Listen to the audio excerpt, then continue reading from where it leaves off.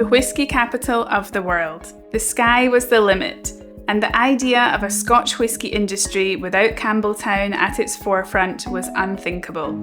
Over 30 distilleries chose to open in this small town. However, today only 3 remain. Join me as I spend the next few days exploring Campbeltown and learn about what happened to this town that once lived and breathed whisky. Campbeltown behind me here is one of Scotland's most remote harbour towns, and only a handful of whisky fans make the long drive down the Kintyre peninsula here to Campbeltown. In fact, some might not even be aware that Campbeltown is a whisky region in its own right, even though it is Scotland's smallest whisky region. Campbeltown is quite close to Glasgow as the crow flies, but to drive all the way here, it takes around 3 hours. There's also a nearby airport, and flights from Glasgow take around 45 minutes. There has been also a ferry service to Campbeltown in the past from Ardrossan, and it docked just behind me over there. However, at the moment, the ferry service is inactive due to ferry shortages. To understand the importance of Campbeltown, we need to start by going back in time. While Ireland is often credited with whisky's origins, Campbeltown's proximity to Ireland suggests it could be Scotland's true whisky birthplace. Distillation likely occurred on the Kintyre Peninsula as early as the 16th century, though there aren't many records from that time. By the 17th century, illegal whisky distilling had become widespread across Scotland, and Campbeltown became a hive of whisky production due to its abundant resources like water, barley, and peat, as well as its strategic location for trade. Historical records from 1823 indicate that 22 legal distilleries were operating in Campbeltown. Comparing this figure to Dufftown and Speyside, which had only 7 distilleries, it's obvious why Campbeltown was given the title of the whisky capital of the world. The distilleries in Campbeltown were known for whiskies with a robust maritime character, with hints of saltiness and peat. By the 1890s, and despite its small population of around 2,000 residents, Campbeltown had become so successful that it had the highest per capita income of anywhere in Britain. Evidence of the town's wealth can still be seen today with the large houses which can be found along the seafront. My time in Campbeltown starts at the Glen Scotia Distillery.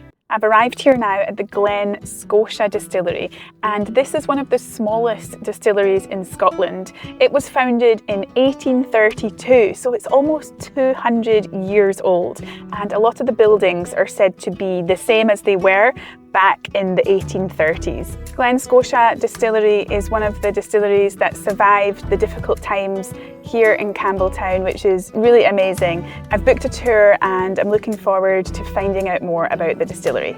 Glen Scotia was known as Scotia until 1939.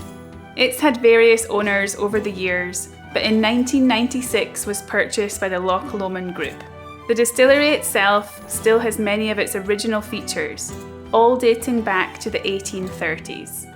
Glen Scotia produced both peated and non-peated whiskies.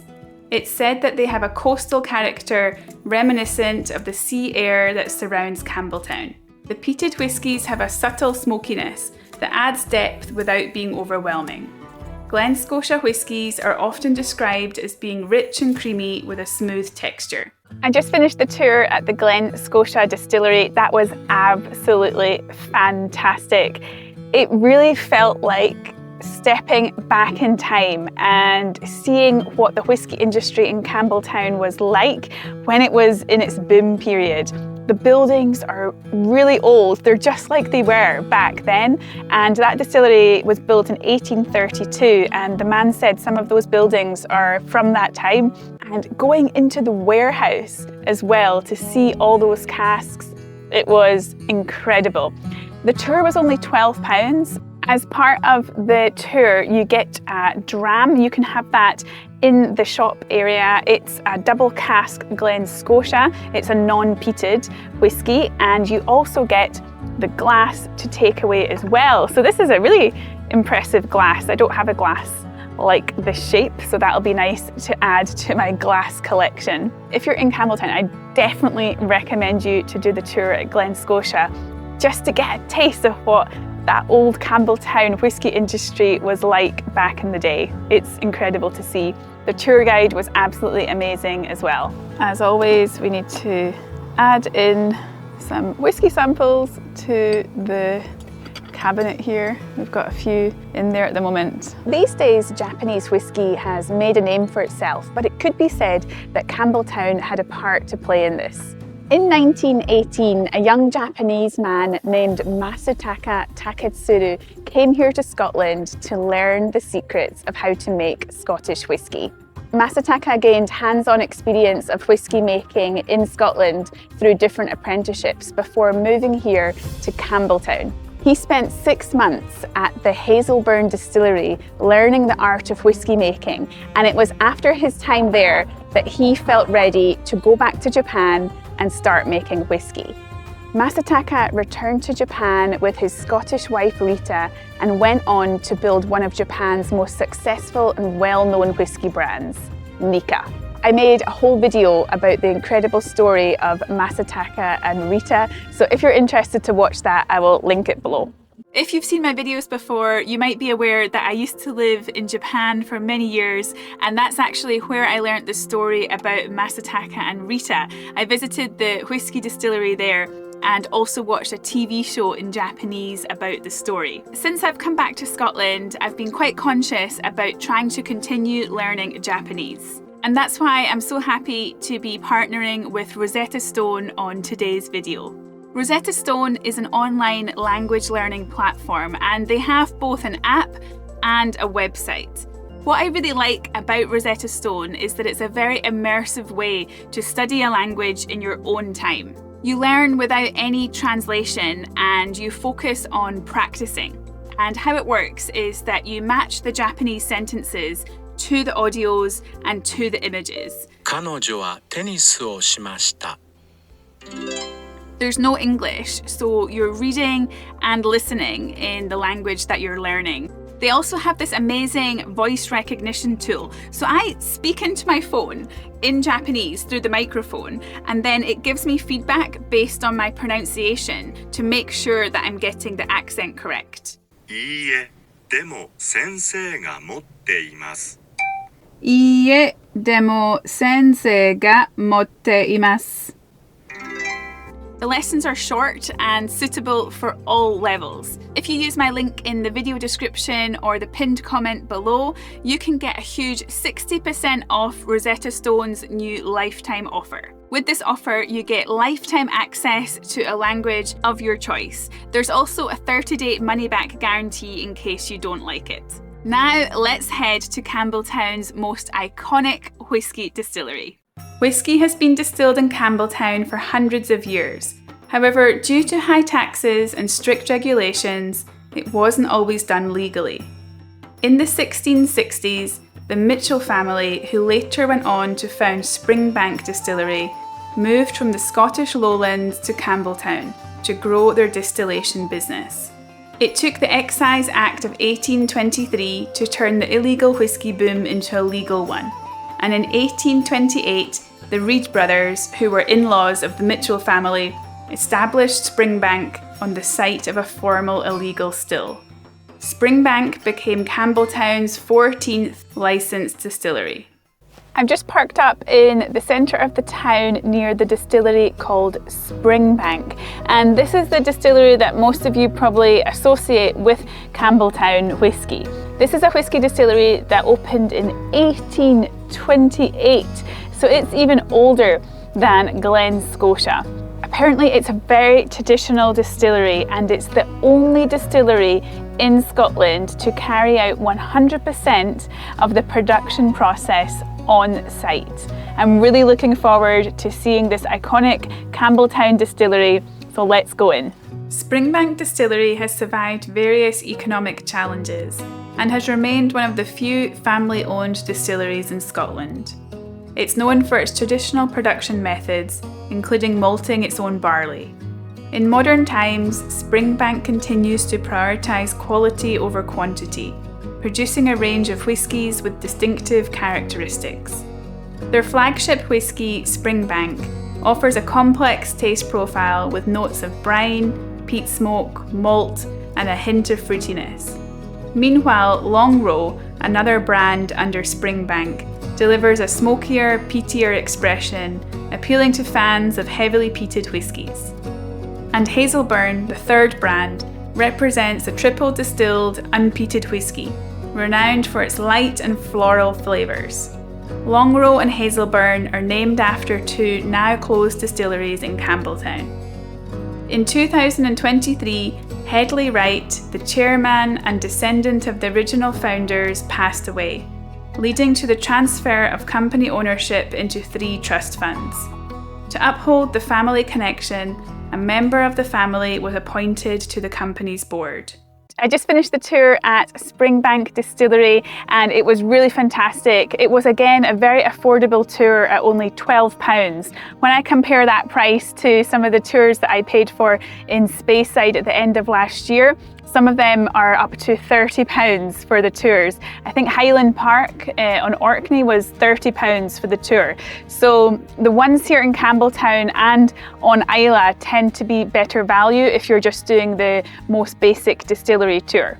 So on the distillery tour, we got a few different things. So you get a dram glass to take away, which is a really nice. I think this is my favourite shape of dram glass. Highland Park also have the same shape. In the tasting room at the end of the tour, there were 3 different bottles. You could choose one of them. However, if you were driving, you got a sample of the Springbank 10-year-old.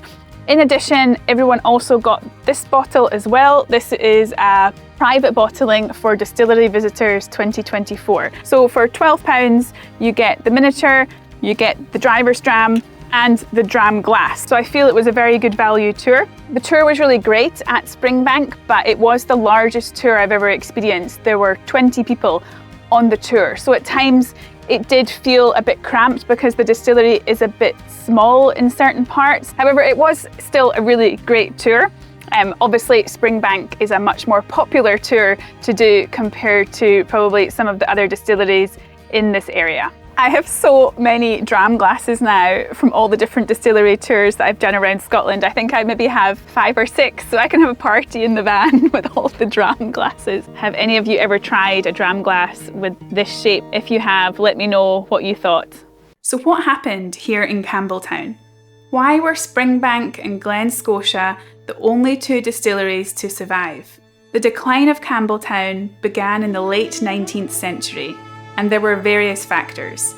The demand for Campbeltown's whisky became so great that the distilleries couldn't keep up and the quality began to fall. Around this same time, Speyside became connected to the newly built railways in the north of Scotland, allowing it to boost production. The First World War, Prohibition and the Great Depression in America also contributed to Campbeltown's decline. 17 distilleries closed in the 1920s. Evidence of whisky production in Campbeltown is everywhere you look, with old distillery buildings scattered throughout the town. I decided to take a walk around Campbeltown.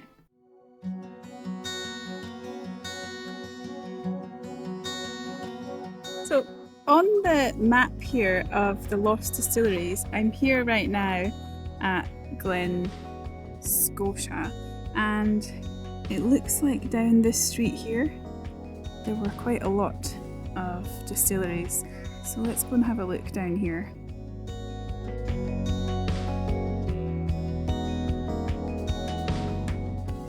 On the map here, this one here looks like it might be number 6, and number 6 is Benmore Distillery. Wow, such impressive buildings. Looks like there's some buses behind there too.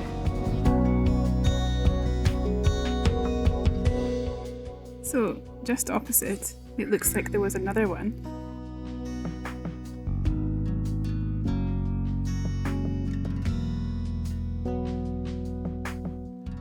So, as I walk down the street more, number 22, which was Lochhead Distillery, this is on the same street, This now looks like it's the supermarket, Tesco. So on this street there were 5 distilleries, this street that I've just walked down. So there's 2 more here after Tesco. So beside Tesco is number 5, which is this building here. And this was also a distillery called the Glengyle Distillery. And then number 15 is the play park. Over here was another distillery, which is now a play park.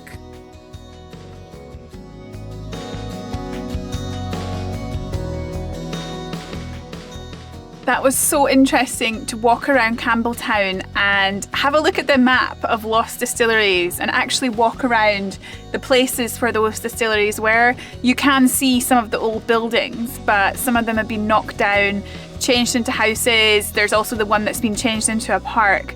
It's so incredible to imagine how much whiskey was distilled here back in the day. Around the year 2000, Campbeltown faced some bad news. The Scotch Whisky Association considered removing its whisky region status due to having only 2 operational distilleries.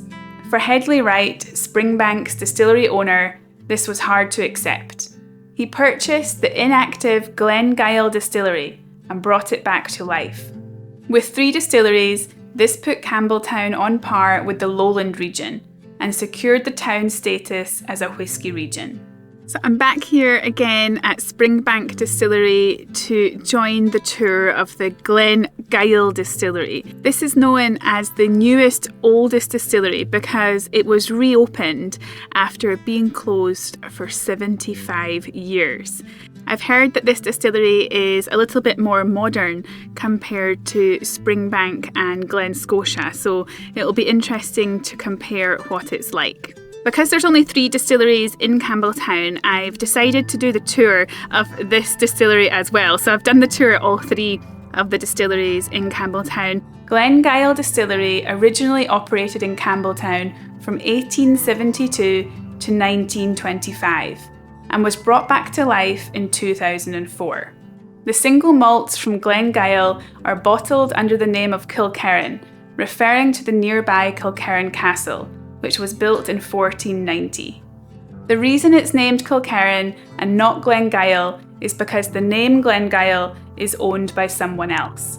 Kilkerran whisky is described as having a balance of sweet, fruity and smoky notes with a hint of saltiness. That's me back from the tour at Glengyle. Really enjoyed the tour actually. There were only 3 of us on the tour and it was very personal. The guide was absolutely fantastic. As part of the tour, it's similar to Springbank in that you get the dram glass. So this is a Kilkerran dram glass. You get the Kilkerran private bottling for distillery visitors. And you get the Kilkerran heavily peated, which I'm very excited to try since I'm a huge fan of peated whisky. It was quite interesting to see inside the distillery because I was expecting it to be quite modern compared to Springbank Distillery, but the buildings are quite traditional and a lot of the equipment in there is second hand, including the copper stills, which were purchased from another distillery, and they had to be chopped in order to fit inside the building because they were too big. So that was really interesting to see. And at the moment they only do production 3 months of the year, but in the future I think the guide mentioned in 2028 they'll be going up to 100% production. I think that might be the smallest distillery I've ever seen. It was really nice to see though. I really enjoyed visiting that distillery just to compare, and it's been fantastic to go to all 3 distilleries in Campbeltown and see the differences between them. I'll be looking forward to trying these later on. Things are looking a bit full. I also have another dram glass here. Unfortunately, I don't think this is going to close. Oh yeah, we're closed. Okay. I might have to put this one in here for now. If you're visiting Campbeltown, there are a few other interesting whisky-related places to visit. Cadenheads is Scotland's oldest independent whisky bottler, established in 1842. Its warehouse has many rare casks from across the decades and from different whisky regions. To see inside the warehouse, you'll need to do a tour, which is £40, and this includes tastings. While on the distillery tour at Springbank, the tour guide recommended the Ardshiel Hotel Whisky Bar. I went in to have a look as I was walking past, and this bar has over 700 whiskies to choose from. I couldn't try any as I had to drive later on that day. I really enjoyed my time in Campbeltown. It's my second time here, but the last time I was travelling more around the area of the Kintyre Peninsula, so it's been really nice to learn more specifically about the whisky industry here in Campbeltown. I loved going to all the distilleries, and it really feels like stepping back in time when you visit the distilleries in Campbeltown. It feels like you're going back to the 1800s or the time that the whisky boom happened. Now, the most important thing is trying all of the whiskies from Campbeltown. So we have the Glen Scotia, we have the Springbank, and we have the Kilkerran. So this is the heavily peated one, but I'm going to try the Springbank first since it's the most iconic one. So this is slightly peated. I believe this one is around 30 ppm. So ppm is the measurement of how peaty the whisky is, and the higher the ppm, the more smoky and peated the whisky is. So that's 46% alcohol. Very nice. So that's the Springbank 10 years. This one gets my seal of approval. Okay, next I'll go actually with the Glen Scotia, because if I go with the heavily peated one, it might overpower the taste. Better finish this. Now, isn't it just wonderful that Scotland has a national drink that's whisky? It's just such a nice thing, isn't it? That feels quite strong. It does taste slightly peated, I think. That's also good. I quite like the Campbeltown whiskies. Now we're heading in for the Kilkerran heavily peated. So I can really smell the peat on that one. So this is 59.2%. This is quite a strong one compared to the Springbank, which was 46%. So I'm expecting this to be quite alcoholic and quite peaty. Oh, you can really taste the alcohol. When you first sip it, you can taste the strong alcohol, but then the peat and the smoky flavour comes, and then that strongness from the alcohol is gone. This one's good. I like this one actually. Kilkerran heavily peated batch 9. Interesting. Whisky is Scotland's national drink, and as a Scottish person, I felt sad to learn about the decline of the whisky industry in Campbeltown. However, there's some fantastic news on the horizon. In recent years, there's been a resurgence of interest in Campbeltown whisky, and there will be 3 new distilleries opening in Campbeltown over the next few years, bringing the total number of distilleries to 6. It may never be renamed the whisky capital of the world, but I look forward to Campbeltown's promising future as a must-visit whisky destination in Scotland. Thank you for watching the video today. If you are a fan of whisky, I recommend you to watch my video on Islay, Scotland's whisky island, or exploring the Speyside region in the north of Scotland.